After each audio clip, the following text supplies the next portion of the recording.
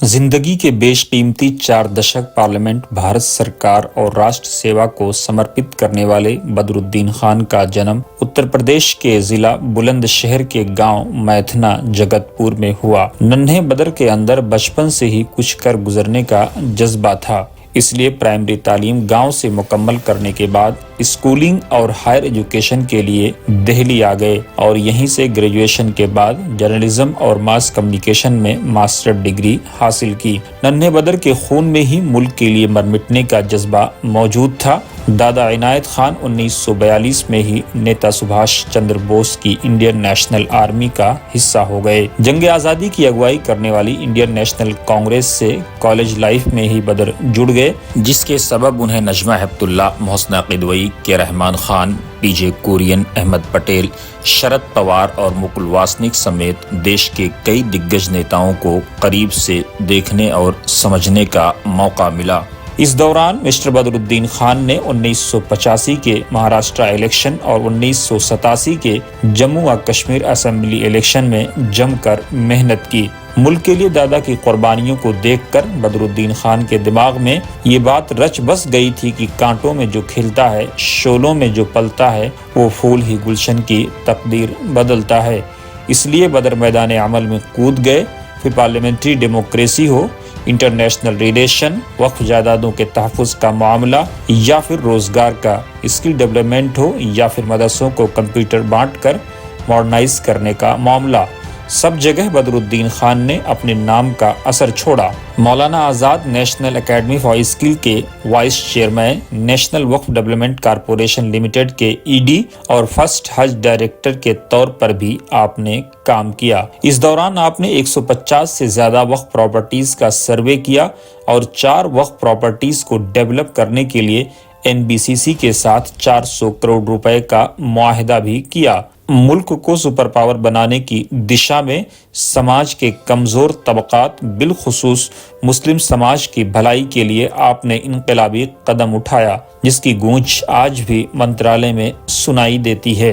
राज्यसभा के deputy chairman पीजे कुरियन के OSD के तौर पर कार्यरत होने के बावजूद अल्पसंख्यक मंत्रालय के दावत पर आप यहां आ गए और आखिरी लाइन में खड़े समाज के कमजोर इंसान की भलाई में जुट गए। साल 2013 में बने जिस वक्फ एक्ट को बचाने के लिए पूरा भारत आज साउथ से लेकर नॉर्थ तक सड़कों पर है, उसकी ड्राफ्टिंग और वक्फ जायदादों को कब्जाधारियों से खाली कराने के लिए बने एक्ट की फास्ट ट्रैकिंग प्रोसेस में भी बदरुद्दीन खान ने गैर मामूली किरदार अदा किया। भारत सरकार की नई रोशनी, सीखो कमाओ, नालंदा, नई उड़ान, हमारी धरोहर, साइबर ग्राम, नई मंजिल और ग्रांट इन एड जैसी अनेकों स्कीमों को आपने रीडिज़ाइन किया और स्किल डेवलपमेंट और उस्ताद जैसे अनेकों ऐसे इनिशिएटिव लिए जिससे समाज के कमज़ोर लोगों का भला हो। हज ऑपरेशन को बेहतर करने की गरज से वो कई बार मलेशिया गए ताकि वहाँ के हज मॉडल से सीख लेकर इंडियन हुज्जाज के लिए आसानियाँ पैदा की जा सके।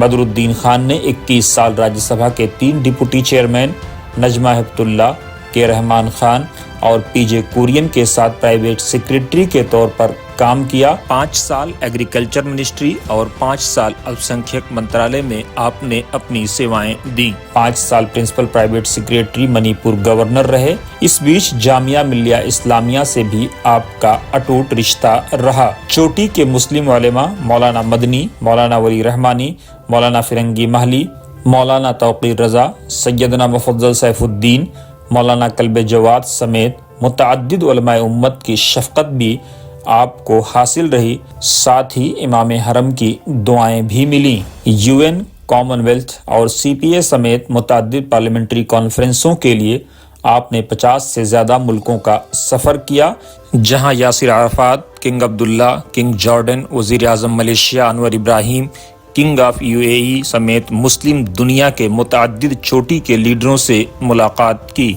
9/11 के हमले के बाद आतंकवाद के खिलाफ जंग के लिए बनी ड्राफ्टिंग कमेटी का भी आप हिस्सा रहे।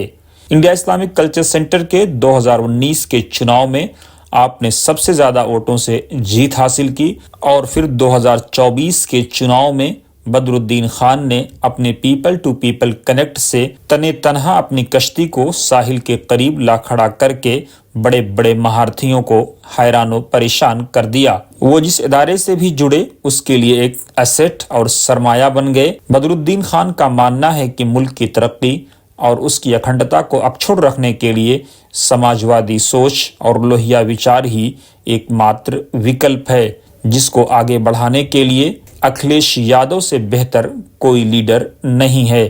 ایک بار پھر وہ نئی پاری کے لیے پوری طاقت اور انرجی کے ساتھ تیار ہیں تاکہ سماج کے کمزور طبقات کی ترقی کو یقینی بنایا جا سکے۔ کا جو کیریکٹر ہے، اس میں جو محبت ہے، اس کی مٹی میں جو محبت ہے، وہ آپ کو دنیا کے کسی دیش میں نہیں ملے گا۔